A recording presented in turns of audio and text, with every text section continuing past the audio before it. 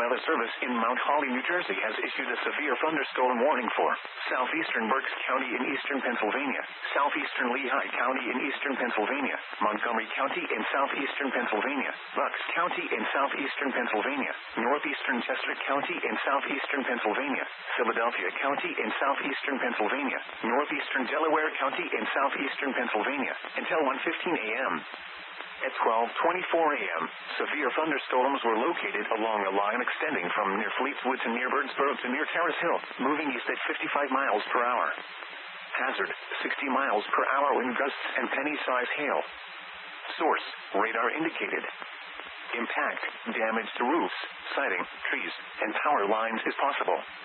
Locations impacted include Philadelphia, Bensalem, Ewing, Norristown, Pottstown, Phoenixville, Lansdale, West Norton, East Norton, Yedden, Emmaus, Quakertown, Percy, Doylestown, Byram, Conshohocken, Hatboro, Souderton, Bedminster, and Ambler. This includes the